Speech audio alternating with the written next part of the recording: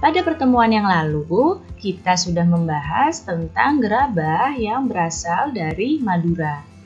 Tangan, dan kaki para pengrajin gerabah itu begitu cekatan dan terampil dalam membentuk tanah liat sehingga menjadi gerabah-gerabah yang punya nilai seni tinggi.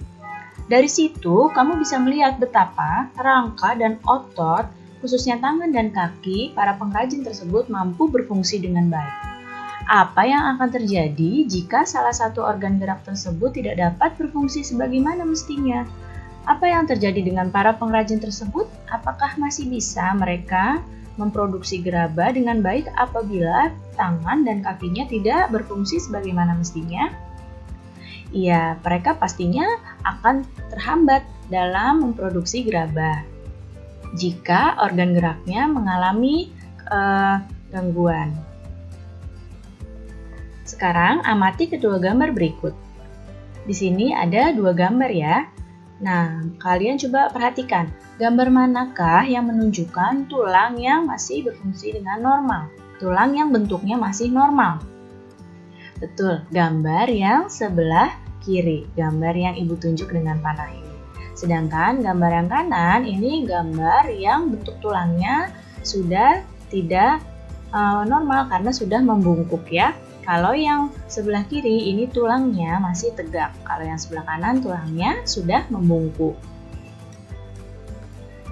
Kelainan pada tulang itu terbagi menjadi beberapa jenis. Di antaranya ada fraktura atau patah tulang. Yang kedua ada fisura atau retak tulang. Yang ketiga ada osteoporosis. Kemudian ada kifosis, lordosis, dan skoliosis. Ini adalah kelainan yang terjadi pada tulang manusia. Kalau fraktura dan fisura itu biasanya disebabkan karena kecelakaan. Jadi penderitanya itu bisa sampai fraktura atau fisura ini karena kecelakaan ya biasanya. Sekarang kita lihat fraktura atau patah tulang. Fraktura ini terbagi menjadi dua jenis, ada fraktura tertutup dan ada fraktura terbuka. Kalau fraktura tertutup, itu patah tulangnya tidak sampai merobek kulit atau otot. Jadi masih di dalam kulit ya. Kalau fraktura terbuka, itu patah tulangnya sampai merobek kulit dan otot. Jadi tulangnya itu sampai terlihat keluar. Itu kalau fraktura terbuka. Nah, sekarang dilihat ini ada gambar di sini. Gambar yang paling kiri ini adalah gambar tulang yang normal, tulang yang sehat, seperti ini. Sedangkan kedua gambar di sebelahnya ini adalah tulang yang mengalami fraktura atau mengalami patah tulang. Seperti ini ya, jadi patah seperti ini. Yang selanjutnya ada fisura atau retak tulang. Nah, lihat gambar yang ibu beri lingkaran di sini. Ini adalah fisura atau retak tulang. Kalau tadi patah tulang itu tulangnya sampai betul-betul patah, sedangkan kalau fisura ini tulangnya baru retak tapi belum sampai patah. Ya, di sini yang ibu lingkari ini tulangnya belum sampai patah ya. Di sini baru retak saja tulangnya. Kelainan tulang yang selanjutnya ada osteoporosis. Nah, osteoporosis ini kelainan pada tulang yang disebabkan oleh menurunnya kepadatan tulang atau pengeroposan tulang. Kenapa bisa terjadi osteoporosis? Karena tubuh tidak dapat menyerap kalsium dan fosfor secara normal. Para penderita osteoporosis ini bahkan bisa merasakan tulangnya itu sangat terasa nyeri dan yang lebih parah tulangnya itu mudah patah ketika jatuh. Kebanyakan orang-orang yang menderita osteoporosis adalah orang-orang yang sudah lanjut usia. Nah, kamu bisa lihat di sini ada dua gambar. Gambar yang sebelah kiri ini adalah gambar tulang yang normal. Tulang yang normal dalam bagian dalamnya ini seperti ini, padat tulangnya. Sedangkan kalau tulang yang menderita osteoporosis itu tulangnya seperti yang sebelah kanan. Ya. Tulangnya tampak dalamnya itu tampak bolong-bolong seperti ini. Tampak renggang, beda ya dengan tulang normal. Nah, yang sebelah kiri ini adalah tulang yang normal, sedangkan yang sebelah kanan kanan ini adalah tulang yang menderita osteoporosis. Jadi makanya kenapa bisa mudah patah atau terasa nyeri, karena dalamnya saja tulangnya ini terlihat berbeda. Ya, yang satu cukup padat dan yang osteoporosis ini tulangnya bolong-bolong, renggang seperti ini tulangnya. Kelainan tulang yang selanjutnya ada kifosis. Kifosis ini kelainan tulang itu yang disebabkan karena sikap duduk yang salah. Sikap duduk yang salah seperti apa? Lihat seperti ini. Sikap duduknya ini terlalu membungkuk sehingga tulang itu membengkok ke belakang nih seperti ini. Jadi tulangnya membengkok. Jadi seolah-olah kita seperti bungkuk. Nah, kalian kalau menulis ini harus hati-hati, harus menulis dengan posisi duduk yang benar supaya tidak sampai menderita kifosis atau badan kita seperti membungkuk.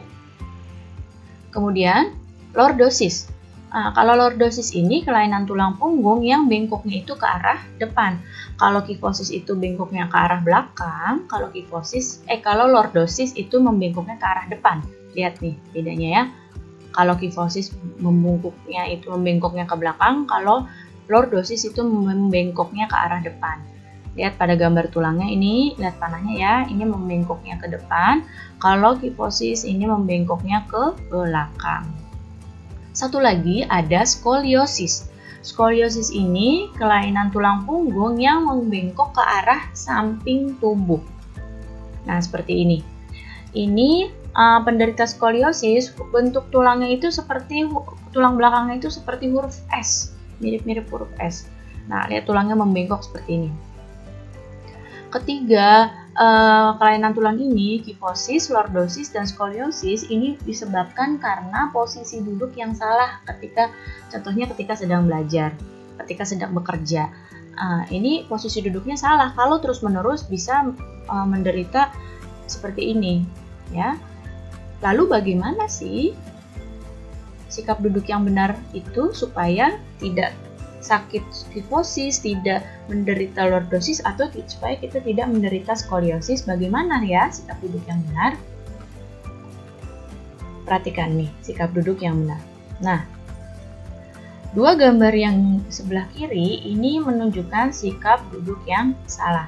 Sikap duduk yang benar itu adalah gambar yang paling kanan yang ada tanda checklistnya. Ini yang sikap duduk paling benar. Tulang punggungnya itu tegak. Jadi kalau yang duduknya seperti ini, maka akan kecil kemungkinannya bisa terkena kifosis, lordosis, atau skoliosis. Nah, materi yang selanjutnya di sini ada anak-anak yang sedang membahas komik. Yang satu bercerita bahwa dia baru saja membaca komik. Lalu dia bertanya nih pada dua temannya, pernah nggak mereka itu membaca komik? Dan temannya ternyata menjawab mereka pernah membaca komik. Komik itu ceritanya seringkali lucu, kata temannya. Apa sih komik itu? Komik adalah gambar cerita bergambar yang sifatnya lucu dan umumnya mudah dipahami. Cerita dalam komik itu disajikan dengan beberapa adegan gambar yang disusunnya itu secara berurutan. Ya, jadi biasanya komik itu gambarnya lucu dan gampang dipahami. Ada gambar-gambarnya, kemudian disusun secara berurutan. Sekarang perhatikan, ini ada contoh gambar komik.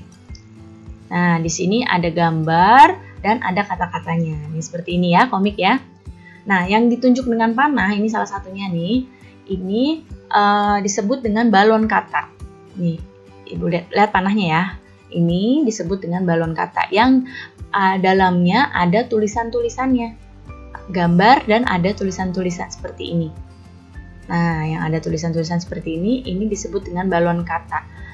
Nah, kata-kata pada balon kata ini berfungsi untuk menjelaskan, untuk melengkapi, dan memperdalam penyampaian gambar secara keseluruhan. Jadi komik itu tidak hanya gambar, jadi ada juga balon-balon katanya seperti ini untuk memperjelas isi dari gambar yang ada di dalam komik ini.